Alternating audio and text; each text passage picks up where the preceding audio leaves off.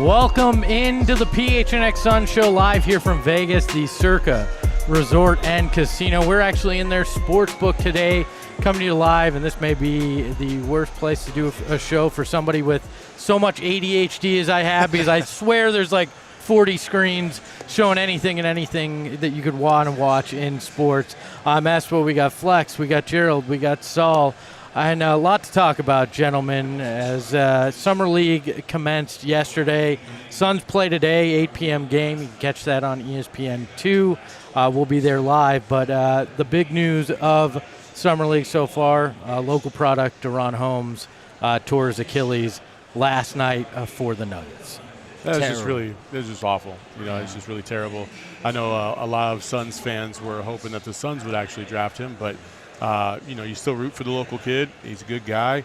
And for him to go down in game number one like that it was really hard to watch. He had a good game, too. Yeah. That's the killer part, is like you can see why the Nuggets wanted to move up to take him. So, just very disappointing. Yeah, it's rough for him, rough for the Nuggets, because they were going to be counting on him to play some rotation minutes for them. And like Saul was saying, he looked good in his debut. It's just one of those unfortunate things that can't be helped. I know a lot of people are going to point to, this is why we should skip Summer League and not have guys play in these games. But, like, this could happen on a practice court. Yeah. This could happen at any time. These guys are going to be playing and practicing no matter what to hone their craft. So it really just does suck that it happened first game, or that it happened at all. Yeah, I feel terrible for the young man. I mean, worked his butt off, local product, got himself into the first round, landed with a good team that I think he was gonna play a big role for them. Uh-huh. And like you guys said, for it to happen day one, that type of injury, what it takes to come back from that, it just breaks your heart. But like you said, that can happen at any point. You play basketball. You don't play to try to not get hurt. You go out there and you give it your all, and it just happens. So prayers out to him, man. Hopefully he gets a speedy recovery. He's young.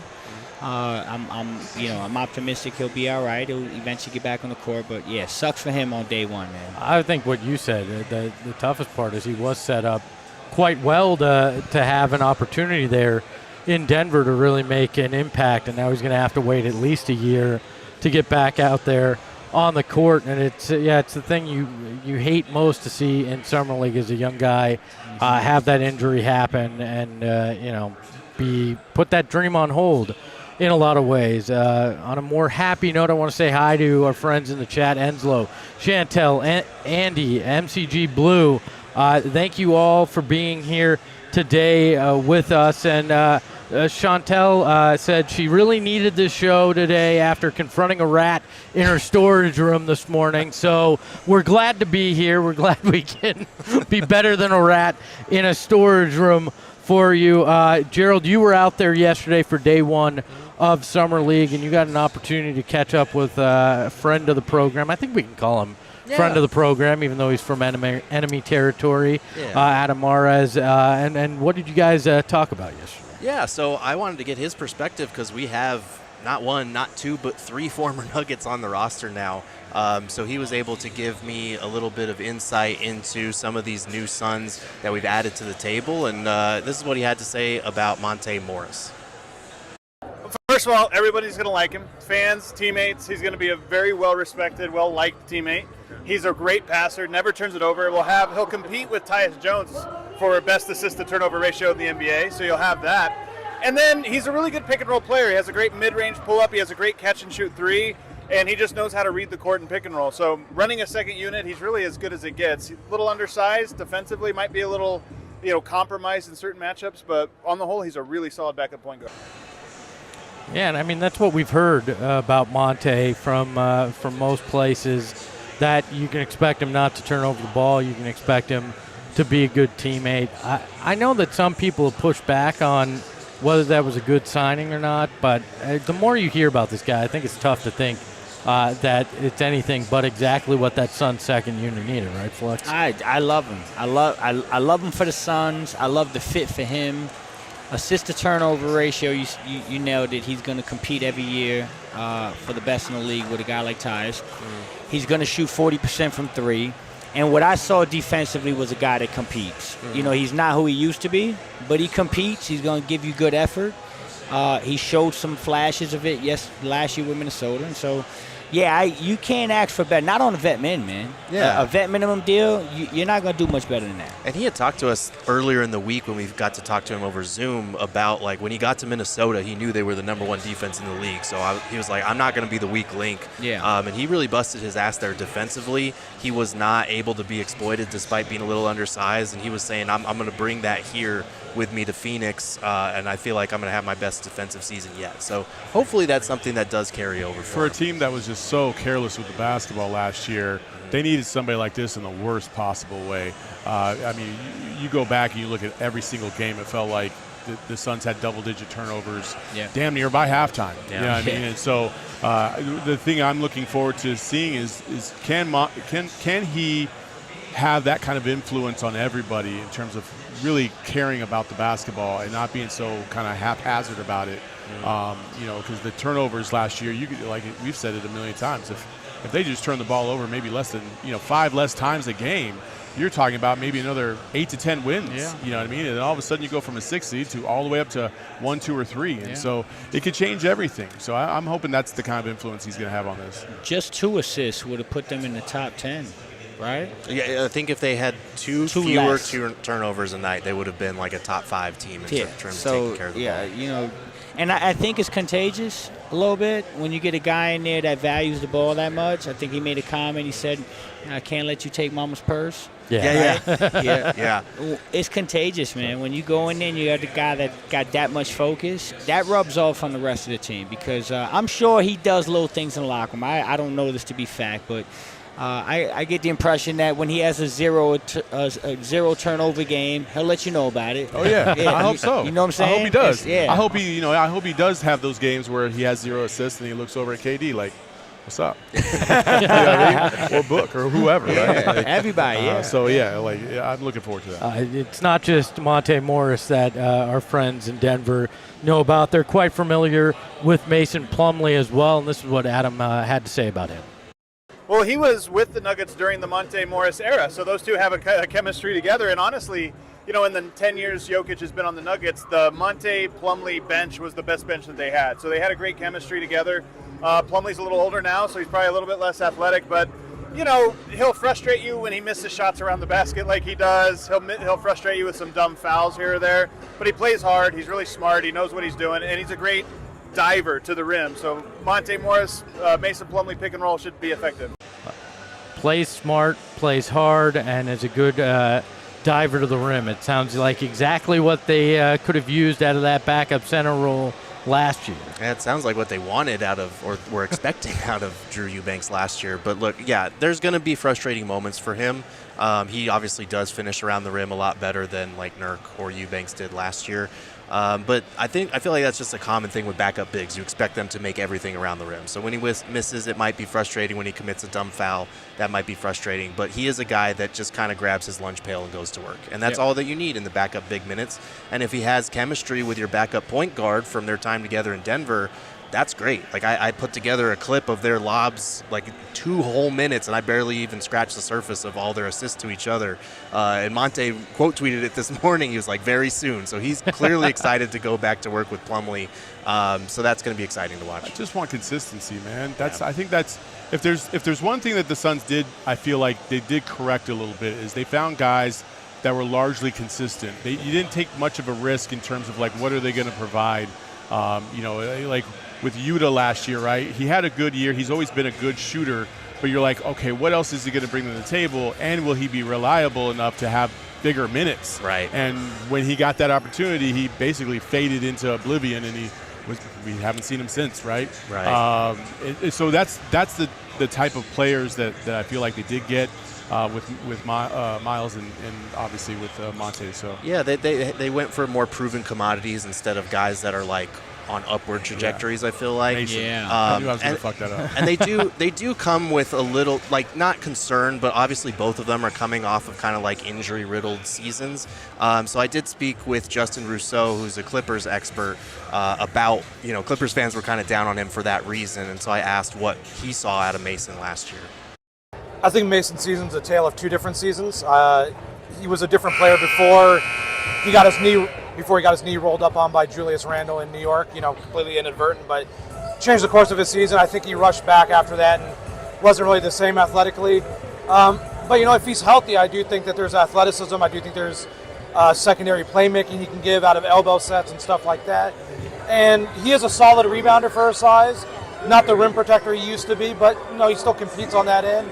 Much better and much more comfortable at the level of the screen than playing drop. But you're getting a veteran big, and it's what you expect.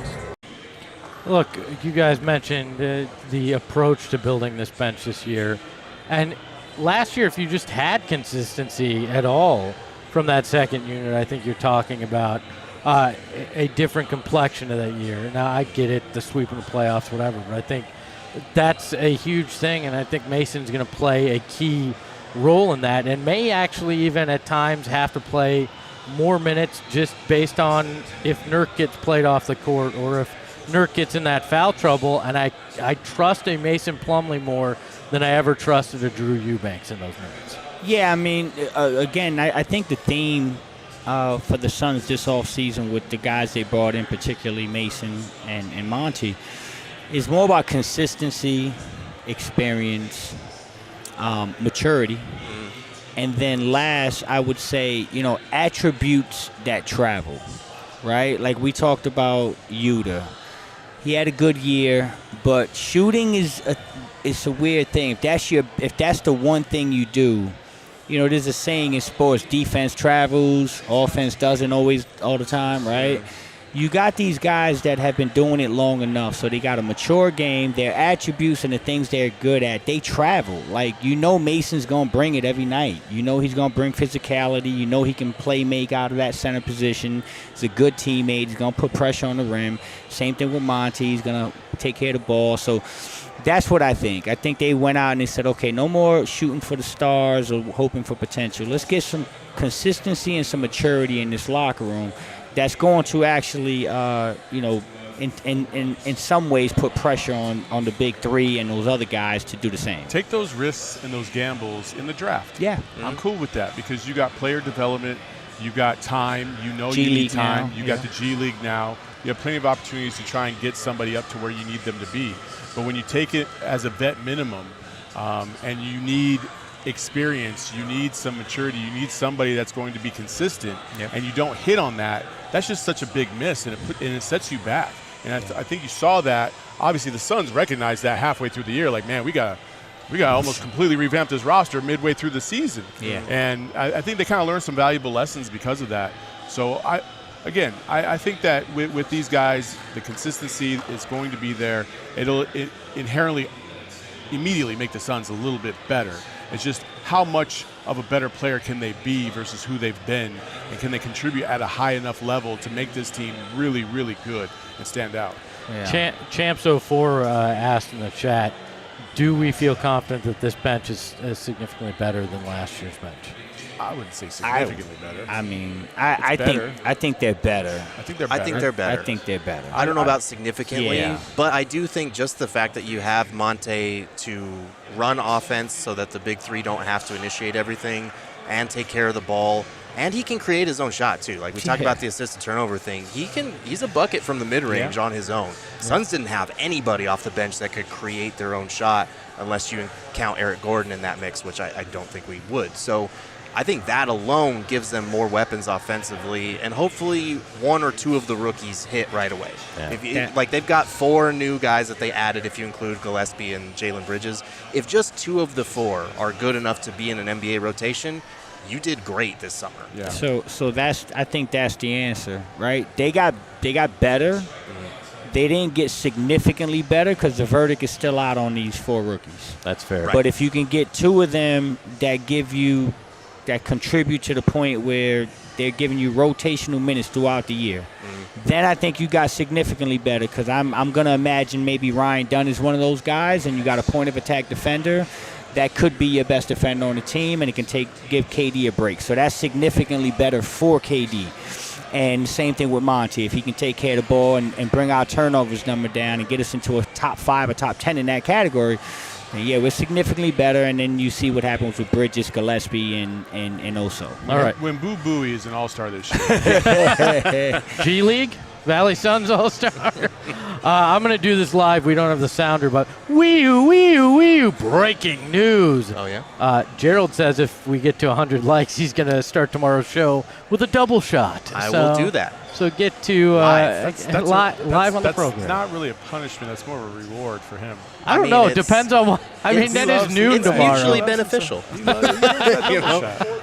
Before the show ends? Yes, get to 100 likes before the show Oh, yeah, ends. yeah. Before the show ends, 100 likes. There's more than 100 of you in the chat. I so mean, we let's should be just able do to it right this. now, man. Get it Get out there the now. way. Stop being lazy. Just hit the damn button. Let's go. We will keep you updated. There's another thing that has been the talk of not just Summer League, but the whole offseason is second apron. And both of these teams, the Nuggets and the Clippers have done some moves that were unique to try to stay under that second apron. And we had Adam Maras kind of share his thoughts on the second apron. Well, it kind of sucks, to be honest with you. Like, I think it's making the whole league a lot more flat, which is what Adam Silver wants, right?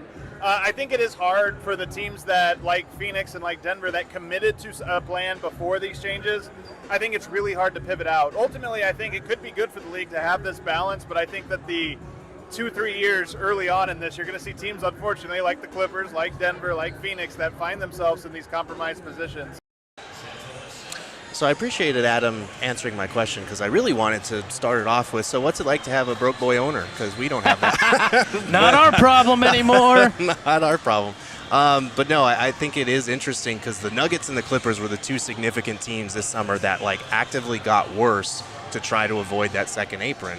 And we, as much as we're going to talk about the state of the roster and what it still needs and all this stuff is at championship caliber, at least our owner is paying so that, you know what, if we're in the second apron, fuck it, we're going way past it, and we're going to at least structure these contracts so they're movable, so we have some flexibility. You got to love that and appreciate that, because it is not cheap to do it that way. $400 million, man. Yeah. That's not record. cheap. No, That's it's not cheap cheap. at all. You know what I will say? I'm sorry, I don't want to cut you off, but this new CBA, the second apron, as much as people may not like it, it's working, and it's impacting the league in a big way. Is it working working though, for or what? is it? I'm saying from a perspective of teams having to really look at how they structure contracts, how they give out money, whether it being reckless or not. And I'll tell you something I saw yesterday that proved to me that this is the new world we're in, and it could be a cool thing down the road. What Jalen Brunson did, Stupid. okay, it's stupid. Absolutely stupid. You give up $113 It's million. absolutely stupid. But did you hear his comment? His comment was, I took $113 million because I'm looking at the landscape and I'm looking at how Tom Brady, Derek Jeter, and certain guys in other sports had to take less money to win. And that's what this is becoming. It's because now we're getting into a point where you're going to have to talk to your stars and say, listen, man, if you want to win, you're going to have to work with us because these restrictions are so much. Okay. I will say, though, he took the most money that he could get now. Obviously, if he had waited to next summer, he could have gotten more. But by taking this money now, if he is still playing at a high level by the time that contract runs its course, he will be eligible to make up all of that with the first 2 years of his next contract. Isn't it $81 million? It could be a max deal. It would be deal like at that point. 70 and then near 80 for the first 2 years of that next max. So it's not, However, it does come with the risk. It comes with the risk. Comes with a huge risk. Are you going to be still that player that they're going to shell out that kind of money for a couple years down the road? So I do get that, but he can make that up afterward, and he took as much money as he could get now. And there's also a whole other aspect to what you said, Flex. Derek Jeter didn't have to take a fucking pay cut for shit because in baseball they can give out as much money as they possibly want to anybody, right? Yeah, but he did it. He did it, and that's cool, but he didn't have to, is what I'm saying. It's like, that's cool. In football, though, they have the salary cap, so Tom Brady doing that, yes, I get that and totally me. But, again, we're talking about exceptions to the rule. Tom Brady can make that money up like that in any type of endorsement anywhere else. Like, it's like not Tim a big deal, Duncan right? did it. Yeah, and so like Jalen Brunson's a little bit different because he's not necessarily like as, as star-worthy as those guys are yet. And in New York, you're thinking that, if he gets them to the finals, he will be that dude, right? Yeah. And so I get what he's trying to do, and I get the perspective, but I think most players would say, like, you should never do that kind of stuff and take a hit because it puts everybody else in a bad position as well. I'm going to ask you a question. Do you think he does that if we weren't in this new CBA world? Well, I think he might does? because he, like I said, he got as much money as he possibly could right now. Obviously, he gave he'd up the have waited. 5th year, right? Right. If he had waited, he would have made more next summer for sure. But one injury and suddenly that's at risk. So I think the CBA played a part in it. I don't know if it's the sole determining factor, but it is interesting looking around the league because, like, you look at the Clippers situation with Paul George. It was kind of the opposite. To a 4th like year. We weren't going to give you that 4th year. Philly was, so he left. So I actually did ask Justin Rousseau about that as well, and this is what he had to say. Yeah, I think the second aprons made it difficult for teams to continue building, and I think it's why the Clippers weren't broken up about PG leaving. I think they were accepted it, and I think it allowed them other avenues to improve. And now they can aggregate salaries and trades. Now they can send cash, which they couldn't do if they were over the second apron. They're now hard capped at the first apron, but they're going to be a tax team most likely. But they want to limit the ramifications and the damages of the aprons. And the second apron's changing everything. Like you said, the Suns are going full bore into it, and I actually applaud them for it. We'll see what happens next year. They'll probably have to, make a decision, but you make that decision when you have to get there. I don't understand it, though, because they've got the richest owner in the NBA in Steve Ballmer. Like, the guy is one of the richest people in the world, and they decide to go the cheapskate route, especially with that new building. I get if you don't want Paul George, but they have done nothing really to make that team to make up for that Paul George thing. So why not spend the money? They've made some decent moves. Yeah, and I also think that, listen, man, the Clippers have been at this for like 4 years with this squad, and they haven't gotten anywhere. Ran his course, so why kind of like foolishly spend money after money when you know that like you haven't gotten any of the results that you hope to get? You got to the Western Conference Finals in 2021, and then you haven't even come close since. They haven't won a playoff series since. And you've had superstar. It's just okay. I get it. I do understand that. So again, to the second apron and the CBA, I believe if this new structure wasn't in place, the Clippers give him the 4th year because they want to secure the asset, and then they flip him later. Right. But it's so much harder to flip somebody in the second apron. You basically can't. You can. Yes. So this is what I'm saying. I think the trickle down effect of this. It's not a hard cap like the NFL, but it's starting to feel that way. It's as close as they can It's as close as you can get. And this is why the NFL, for my money, is the best sport in the world, because the level of competition is always changing. There's always parity because that hard cap in the NFL allows teams to go from being the worst team in football to the Super Bowl the very next year if you make the right financial moves. Cincinnati Bengals did that recently when they in the Burrow thing. So this is the new NBA, and I'm with y'all. I think the Suns, here's the thing about the hard cap. If you're all in, man, go all in. Don't be like in the middle fiddling around. And that's what I think. That's the thing that I don't think a lot of people talk about Ishbia about is that, okay, we're in this window right now. I'm not going to try and pinch pennies to try and get this trio to work. I got to give them every possible tool to see if we can maximize it to get a championship. And then after it's run its course, you get to a certain point where like, okay, I gave them everything they needed and they still couldn't do it. Time to rework. And I'm telling you this right now, like if they fuck around and get swept again in the first round this year, guess what? A lot of moves are coming. and some big names might even be on the way out. But you got to give it a full opportunity to do it. And the Clippers tried to do that for 4 years. They even added James Harden to the mix because they thought maybe that was the missing link, and that didn't even come close to being the missing link. Kawhi's always injured. Paul George has been kind of hit or miss. When George is there, he's great. When Kawhi's there, he's great. But too often they both couldn't get on the same court at the same time, and it ran its course. I get what the Clippers are trying to do. Don't throw away money if you don't have to. If I'm a Clippers fan, I am pissed off because I'm not spending top dollar to go into that new building to watch a team that's basically in basketball purgatory.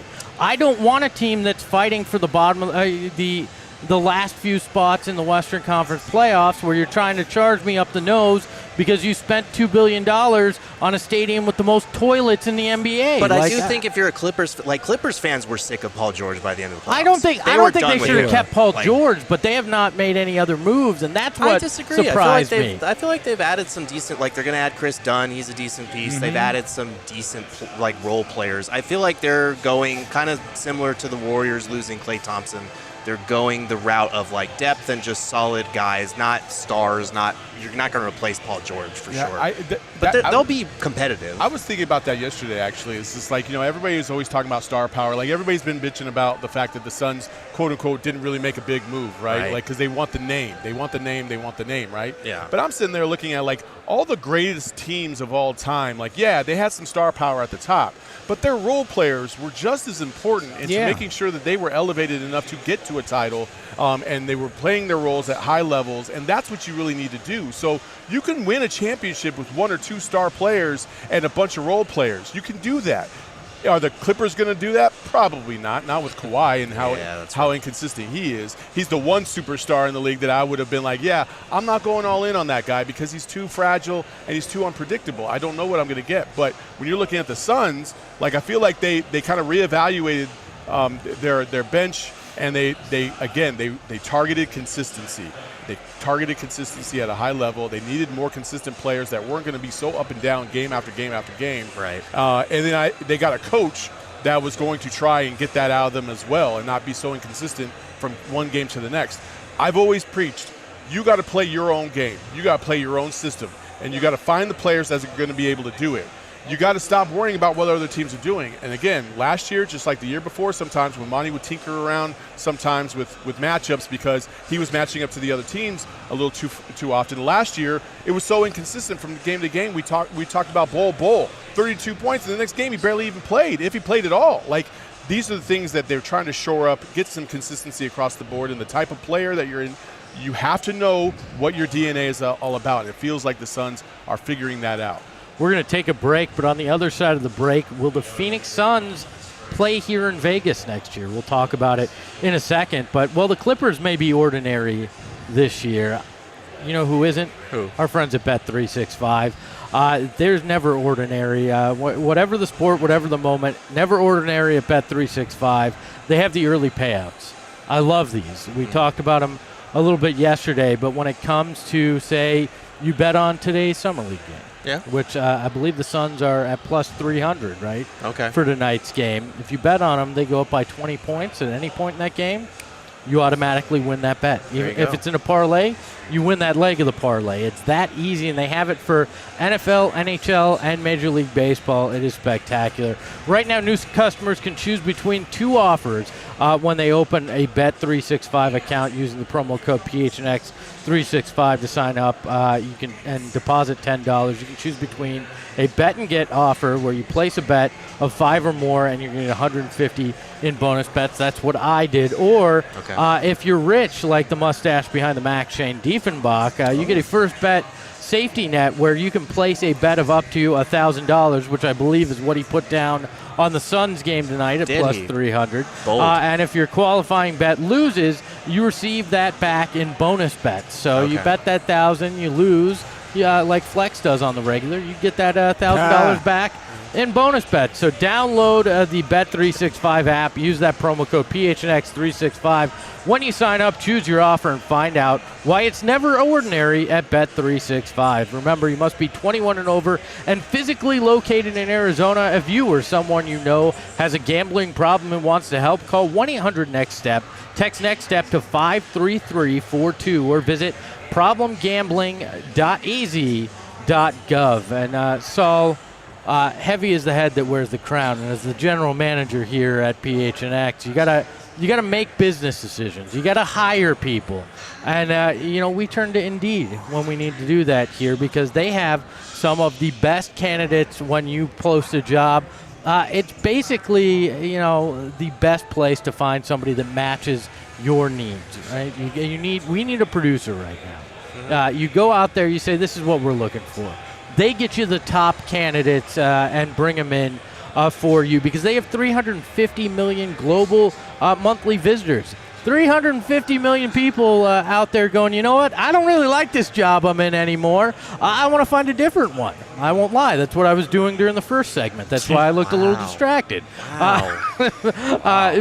They find you candidates fast. We needed a co-host as well. In addition to a producer. We said yesterday we're getting a new beat writer, so Gerald's going to be on Indeed. I'm fucking scared now. Ditch the busy work. Use Indeed for scheduling, screening, messaging, and so much more with your candidates. So leverage over 140 million qualifications and preferences when you put in there in your job description at Indeed. Join the more than 3.5 million businesses worldwide that use Indeed to hire great talent, and listeners or viewers of the show will get a $75 job credit to get your jobs more visibility. Or go to Indeed.com/AllCity. Just go to Indeed.com/AllCity right now and support our show by saying you heard about Indeed on this podcast. Again, Indeed.com/AllCity. If you didn't know, that's in the required text. Terms and conditions apply. Need to hire? You need Indeed. And I want to take a look at some of our super chats as you've all been sending them in today. Psycho Blue, friend of the program, says this new CBA feels like a bizarro world where cheap owners are celebrated and spending owners are condemned. Brunson gets hurt, then what? Shake my head. So that's what Psycho Blue thinks about all this. I mean, it's tough. This is a different world. This is a different NBA. Get used to it. It's not changing. I think there's 17 teams that are hard capped right now, and that's not including the Suns, the Bucks, Minnesota. They're not hard capped, but they're second apron. So you're talking about 20 out of the 30 teams really can't do anything, which is why it's a quiet free agency, right? Yeah, they can. It's dangerous, though, because you can only get to a certain point. You're right. Like the hard cap thing, for some of the teams, they just got there by doing one of those. A transaction. Like they took back more money or whatever it is, so that hard capped them, and they're still like way below it. But yeah, you're right. Like we're getting to the point where if you want to be competitive, you're probably going to be going up against that tax apron at some point.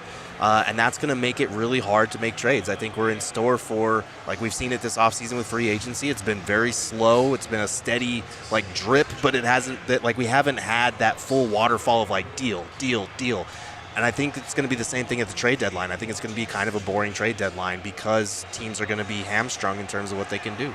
Which is a giant miss by the NBA because that's some of the most talked about and anticipated moments of the season. Mentioned before the break that the Suns could wind up playing here in Vegas. No, they're not going to be moving. That was what we call a tease in the business. They might be able to make it here in December for the NBA Cup. That's what they're referring to it now, not the in-season tournament. And yesterday they dropped the groups that the league will play in the tournament. The Suns are going to be in West Group B. It's the Thunder, Lakers, Jazz, Spurs, and Suns.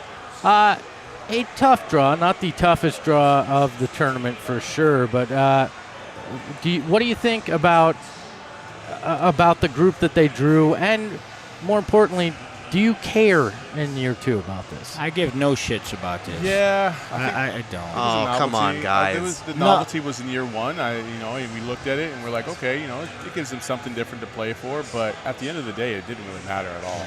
Oh, I disagree. I do too. No, listen, when I say I give no shits, I'm talking result-wise. I like the tournament. Group. Yeah. I like the tournament. It's not like if you win the tournament, it makes me feel different. I mean, Lakers won it, and look how that worked out. Hey, right? they got a banner. What's no. wrong with that? And I hope we don't do that. Well, I hope we don't. We're definitely doing that. So you doing that? You think? Oh, so? we were going to. You disagree that it actually mattered in the end of the season? It was fun. did we have fucking No, it was fun? fun. Like It was fun. I don't understand why we do this as sports fans. I was saying I was like it was a cool novelty to see. But at the end of the season, it didn't really it didn't have an effect on anything. Yeah, because it was a mid-season tournament. It's not an end. It has no bearing on the end of the season. I'm just saying. That's the thing. We keep thinking about about it. it. Fact of the day, Gerald. I know, but we keep thinking about it like it has to have some bearing on the end of the season. It's a mid-season tournament. It's an NBA Cup. It's like a separate thing. Like soccer does this shit all the time. Mm-hmm. Like why are we as Americans what are we doing? It doesn't have any bearing on the end of the Nobody gives a crap about November and early December basketball, and it gave people a reason to watch. That's a success. Yeah, the championship game was a success. bust. I'll admit that. The championship game was a bust. But, like, everything leading up to that was fun. The actual games in the regular season were very competitive. Yeah. They were lower margin of victory difference there. Like, it was more competitive from that standpoint. Yeah, I like it. I'm just saying. I had fun with it. Yeah, I'm just saying. Like in year one, I was tuned in, and I was like, I thought this was cool. I thought the courts were cool. I thought everything that they put into it was cool. I don't know if I'm going to be paying that much attention in year two. Is what I'm saying. Okay. It's like I got the novelty, and I moved on. No, I don't. Listen, I think it's fun. I liked it. I like the fact that it got to a point where you're playing full 48 minutes. And you're worrying about how much do you beat a team by, right? The point that was a lot lot of fun. Because that Devin Booker 3 in Memphis meant everything. It mattered, and so it was exciting. It was competitive. It was different. I had a lot of fun with it. I think we're going to continue to have fun with it. I just don't, there were some people that were like disappointed that the Suns didn't win the tournament. That's where I draw the line. I'm like, have fun with it. It's good for the league. It doesn't have to necessarily be a Phoenix Suns thing. If we win, it'd be fun. I'd take anything that made this fan base feel good about this team this year. Yeah. A win in this tournament maybe turns around some of this BS of, this team isn't good enough. Because regular season wins are going to matter this year to this fan base because they're going to want to believe in this team again. They need something. I'll take it. You look at the group. Thunder, Lakers are really the two good teams. I mean, not to besmirch the Jazz, but I don't think they're going to be great. They'll be bad. I think the Spurs might be a little frisky. Wemby will be Spurs and Thunder are going to be tough. I mean, we know the Thunder, but the Spurs are going to be a little frisky, yeah. I think the Suns win this group. I'm making my hot take is Lakers go back-to-back, baby. I think the Thunder win this group pretty easily, Think? Yeah. Yeah. Because, I like what the Thunder have done. They were already the number one team in the West last year. Obviously, this is a different format, limited games and whatnot, so it could go any direction, really. But I like the Caruso addition for them, and they're a young team that just got, a year of playoff experience under their belt. But I think the Suns will put up a good fight, though. And you also don't know what injuries we'll be dealing with from all the teams in these groups, how things shake out, everything. Yeah. Listen, if the Suns are fully healthy and they go into this thing with a full deck of cards, unlike last year, I can see them and the Thunder fighting for this group. And they avoided the group of death, which is good. Oh, yeah. Because, the Nuggets, Mavs, Pelicans, Warriors, Grizzlies one, there's no, pushover in that group. Yeah, that's a tough group. I agree with you guys. I do. It's just, maybe I'm a little scorned after watching this team play basketball that looked like they just weren't really into it as much as I would have liked them to be into it from game to game. And you kept hearing all these things about they're just waiting for the playoffs. They're just bored from the regular season. And then they got to the fucking playoffs and got their ass swept. And now I'm like, all right, dude, I don't give a fuck about tournament. I don't give a shit. I just want game after game effort, consistency, and high-level play from superstars. That's what I want to see. But winning the tournament, running that table, playing better than the Thunder, would be improvement. Wouldn't that go a long way to making you feel better? As long as before and after isn't a shit show. Oh, that's fair. Absolutely if you just go on a run to win a tournament, that's kind of what the Lakers did, though. That'd be ridiculous. Before and after, they were kind of like, that's fair. You know what I mean? They had a good run. But that's not the Pacers made it to the final, and the Pacers wound up winning a playoff series and surprising everybody and actually being legitimately good. So I don't think it. I think the Lakers, they were still a playoff team. Obviously, they lost pretty quickly in the first round. But I do think, even from the Suns' perspective, we saw it during those tournament games, they were locked in. They lost to the Lakers in that tough one, the controversial calls down the stretch and whatnot.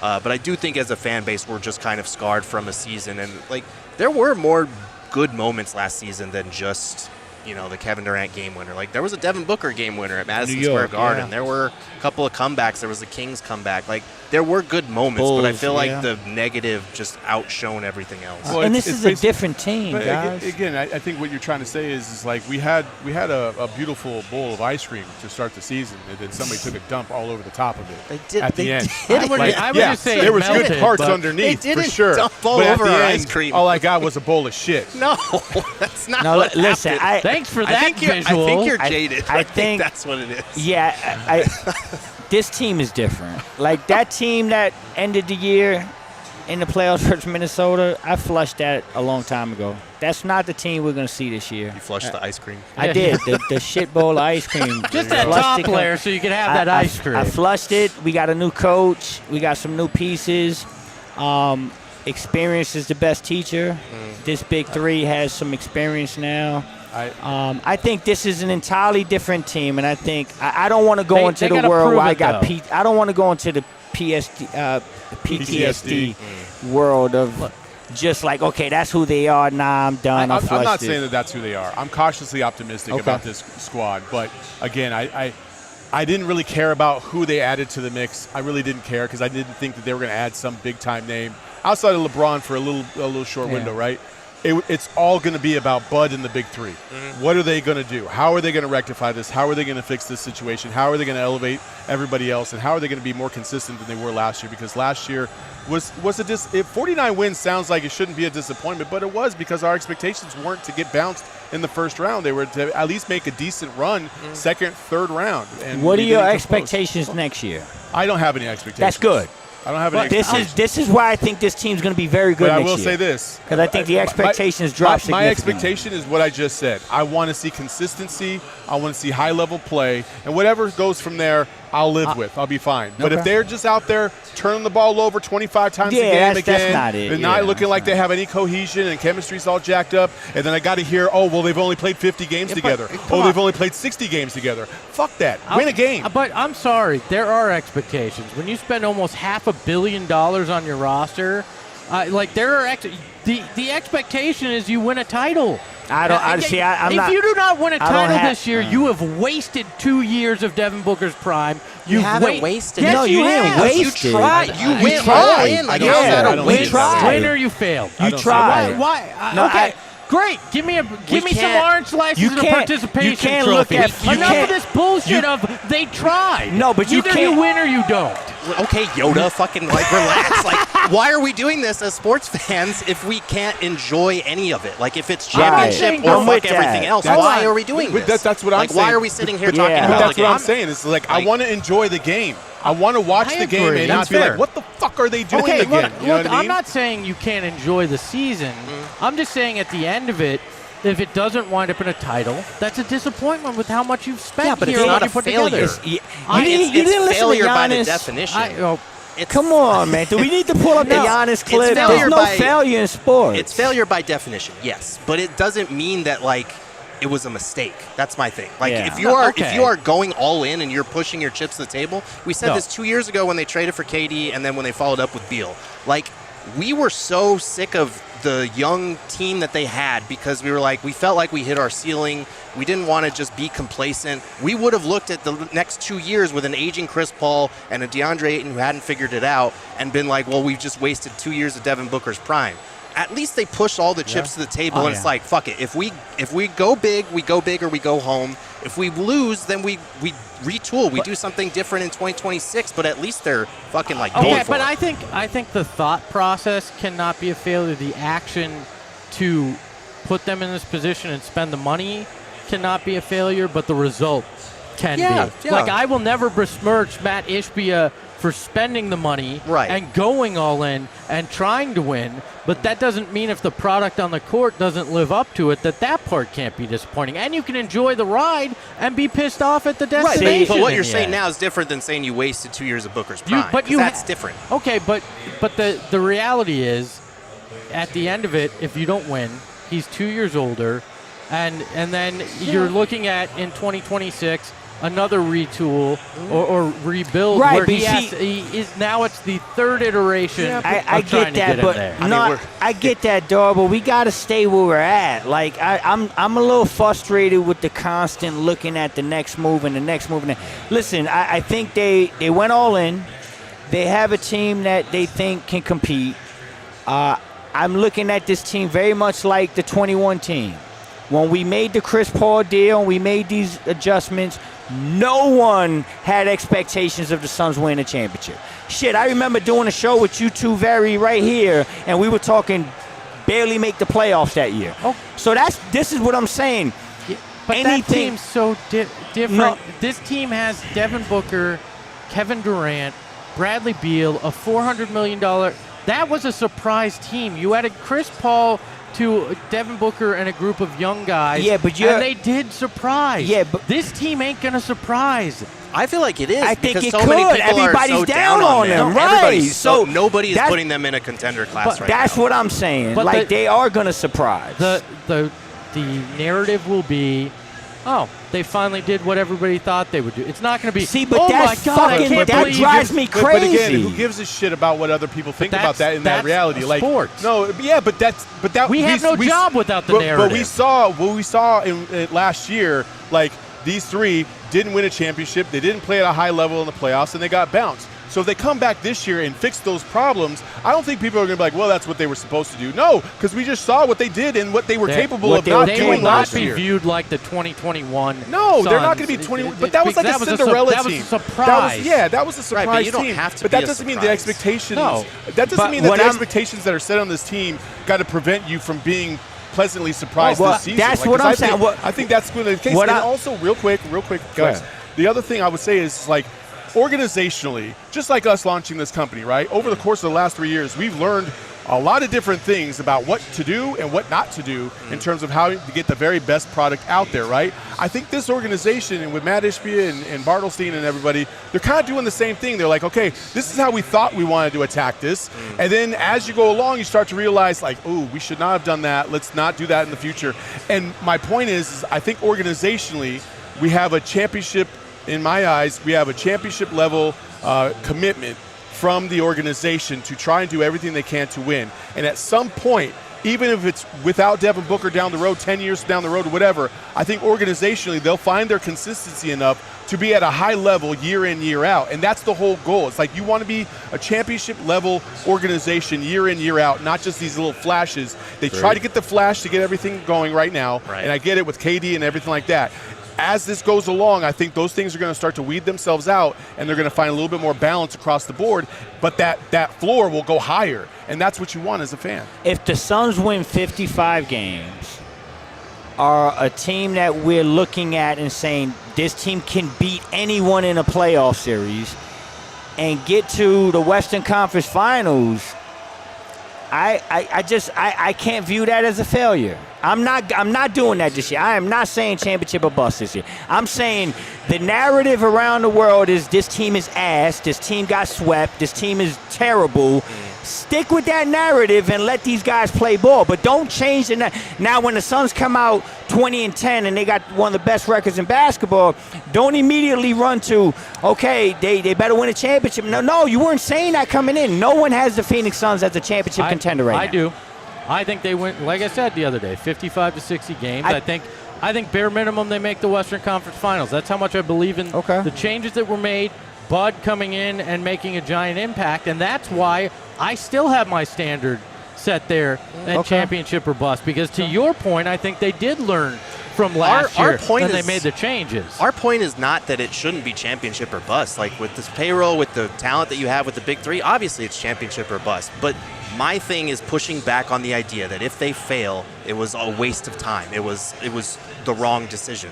Like, you can make the right decision and still not win a championship. 29 teams do it every fucking year, pretty much. So, like, we as fans need to understand that, when we look back on Steve Nash's years, like, obviously the fact that he never won a title stings us. Never got but to it. But do we look at Steve Nash as a failure? No, do we look at those years as a failure? No, we had fun. No, individually, Steve Nash is not a failure. Those years, yeah, they were a failure. No, they were not. They did not win a title. It doesn't matter. That's to a change failure. basketball. It's a if you're not failure, but playing this it's to not- win a title, what the fuck's the point of the last That's why 57 you- years? failure We by haven't won a title definition, in but it's 15 not. years. Have you not been happy at all I've during been- this entire But run of Suns basketball? Enjoying it and being happy with the result, again, are two different things. So no, 57 years without a title is horseshit. I don't care if But you have that's the what I'm fifth saying, best you But winning didn't you've have never record. won a both. title. How would you know how it feels? It's got to feel better than losing in the first round. We're going to take a break, but when we come back on the other side, you know what's going to feel good? Seeing Ryan Dunn on the basketball court tonight here in Vegas. Not if he doesn't win a Summer League championship. Hey, you know what? You get a ring now for a Summer League championship. We're going to hang that banner in the G League arena if they pull it off. But we're out here at Circa Resorts and Casinos. It is spectacular. I love it here. My room is probably the best hotel room I think I've ever had anywhere. And I used to travel with the team from time to time. I love it here. Stadium Did you stay swim. at the Ritz? I did, and I actually like this room better than the one I had at the There you Ritz go. out here There in you go. Vegas. So, look, I love Stadium Swim. I'm excited that we're going to go out there tomorrow and Monday, since there's no games for the next few days.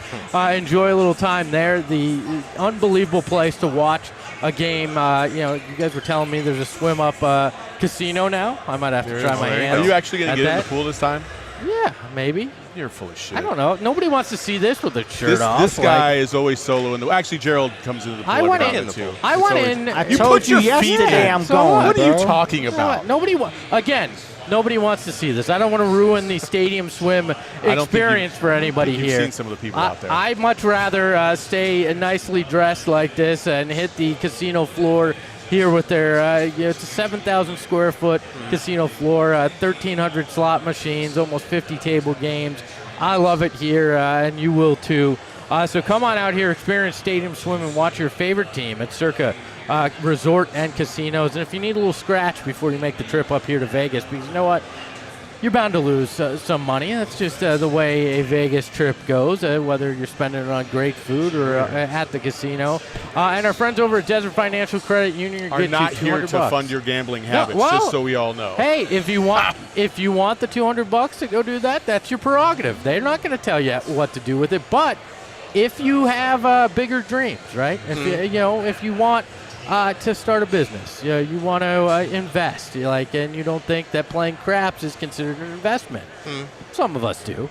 You can do it with our friends over at Desert Financial Credit Union. They have been in the Valley 84 years, which means you can trust them. They know what is going on in the Valley of the Sun, and they have mortgages, loans, credit cards, investment options, and oh so much more. So join a credit union that is committed to giving back to the community and sharing success with its members. When you open a free checking account online, get that $200 in bonuses.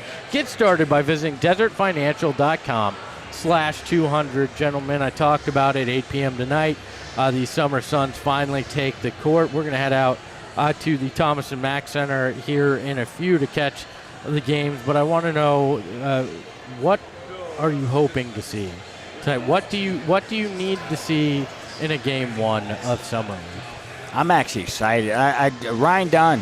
I just want to see this guy actually in a basketball game with the defensive prowess and his ability. I want to see him take on that assignment and dominate it. I want to see Jalen Bridges' opportunities that he gets in his catch and shoot opportunities. I want to see Oso's IQ and potentially him bringing the ball up a little bit. So there's a lot to enjoy tonight. I'm excited. You want to finish the rest of the roster? Or? You want me to keep going? I'm looking You want me to forward talk to about Boo Boo Booey? Yeah. But he's speaking to something that we didn't have last year. We had Tumani and we had Jordan Goodwin, and that was pretty much it. And we this got year, 4 minutes of Jordan Goodwin. Didn't he get hurt? Yeah, he only played like a game or a couple first minutes, game, and then Tumani, we only got like 2 games of him too. So like this year is fun. We got 2 rookies. We got a 2-way guy. We got Boo Booey who should be fun. Like I'm excited I want to see the strengths of Dunn and Oso, and I also want to see how they do with the weaknesses as well. I want to see Oso. I'm going to be paying attention to Dunn, obviously, especially on the offensive side of the ball. But Oso is intriguing because I'm very curious to see how his game is going to fit at the NBA level in terms of like he can be versatile. Like he's a good ball handler. He can do a lot of different things, but the shooting is not one of them. And especially on the perimeter, and how teams will start to kind of play him and maybe sag off and figure out what he's going to be able to do. I'm curious to see how he's going to adjust and what kind of things he can take advantage of with his game in the NBA space to really give the Suns a viable advantage as they move forward. So he's probably the one that I'm going to be keeping an eye on the most, outside of obviously Boo Buie. Yeah. I need to see Oso's ball handling. I want to see his playmaking because I've heard about it.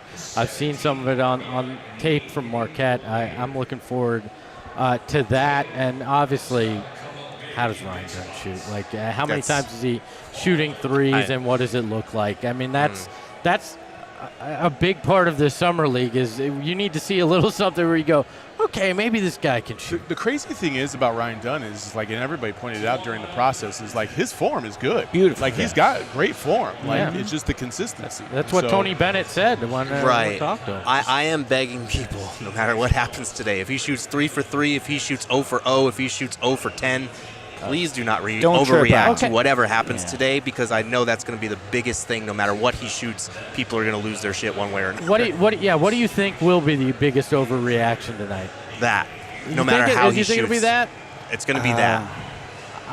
I think we'll see Jalen Bridges have a big game, and everybody will be like, give him David Roddy's spot. Yeah. Especially if David Roddy doesn't do anything. I'm tempted to walk over here and put in the Suns are plus 300. Yeah. I'm tempted to put a Suns money line plus 300, and I'm struggling with one of these guys putting up 20. I think it's going to be Bridges. All right, so I'm going to go with Golden State tonight. You're going to go what? I'm going Golden State tonight for the win. Hey, hold on. Let me clear this shit up, man. I'm getting mad here. No, I'm not getting mad. Let me clear this up. The Phoenix, I'm going to look right. The Phoenix Suns are going to bounce back this year and have a much better year than last year. And so the fuck am I. Okay? That betting stuff that happened last year, that was the old Phoenix Suns and the old flex. Watch me come back this year and run the damn table. I'm committed. Hold on. Don't compare you to the Phoenix. Do not compare you to the Phoenix Suns. They won 40. They were absolutely perfect. Hold on. They won 49 games. You were more like that 18-win Suns team, all right? Yeah, he just keeps digging them in. Okay. Bro, I'm coming for you next year. By the way, did we get 100 likes? Did we? No. You all suck. Are we even close, yo? What's going on, man? Get these 100 likes up. By the way, Psycho Blue says this year's motto, haul ass, no more marathon. Haul ass. Haul ass. Your feet. Y'all get to 100 likes. I don't even drink. I'll take a shot of Henny. I'll take a shot of Henny on the show. We got 2 super chats, I believe. Do we have 2 more? I can't see shit other than the ones I've read. So,